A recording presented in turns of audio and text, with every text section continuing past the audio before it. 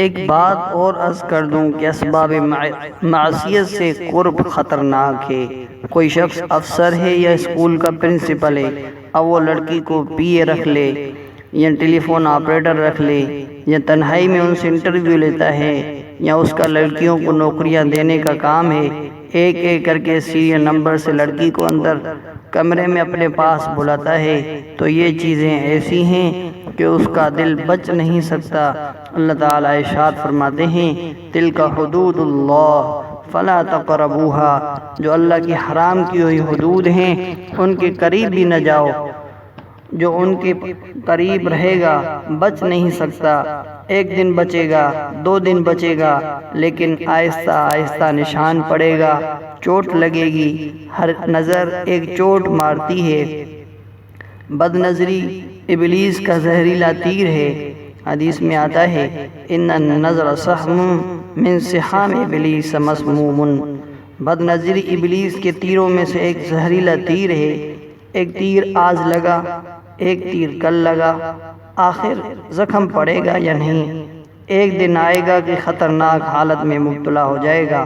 اس لیے فرض کر لو کہ ایسی صورتیں جو ہمارے لیے فتنہ ہیں ان کے رکھنے سے دنیا کا کتنا ہی فائدہ ہو، لاکھوں روپے کا فائدہ ہو، اللہ کی خاطر، تقوی کی خاطر تھوڑی روزی پر راضی ہو جاؤ۔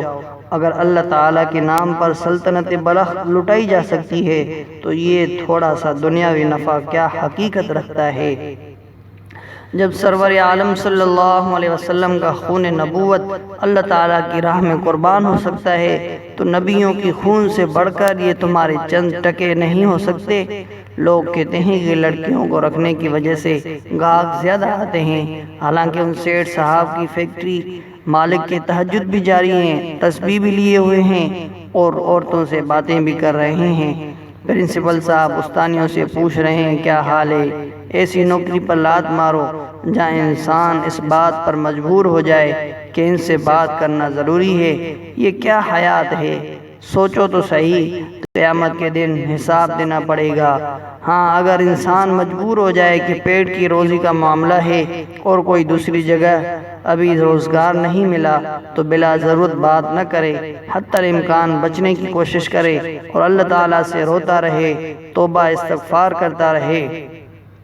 حکیم الامت رحمت اللہ علیہ فرماتے ہیں کسی اللہ والے کے سامنے کوئی پہلوان رحیم شہیم عورت آ گئی جو بہت تگڑی ہے اور یہ کمزور ہے۔ اس نے نگاہ نیچے کر کے بات کی تو اس عورت نے کہا کہ مولوی صاحب نظریں اٹھا کر مجھے دیکھ کر بات کرو۔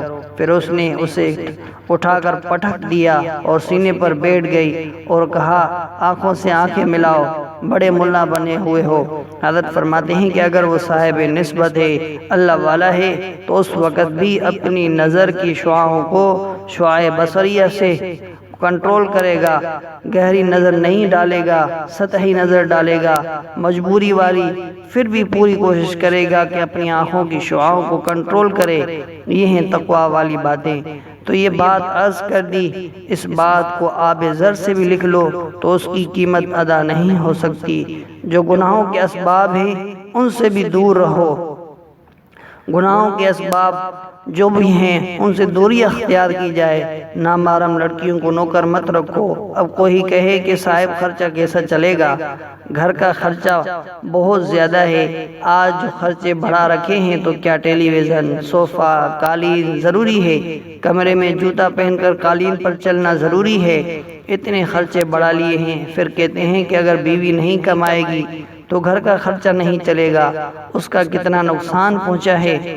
جس گھر کے میاں بیوی دونوں کماتے ہیں تو یہ گھر خوشحال ہو گیا اور اس بیوی کی وجہ سے ایک گھر بالکل اجڑ گیا، ورنہ وہ نوکری کسی مرد کو ملتی جس کے بوڑھے ماں باپ روٹیوں کا انتظار کر رہے ہیں کہ میرا بیٹا نوکر ہو جائے گا، اس کی جگہ خاتون کو ملازمت مل گئی۔ وہی نوکری اگر مرد کو ملتی، وہ 2000 روپے کماتا تو اس کے بال بچوں کا کام چلتا۔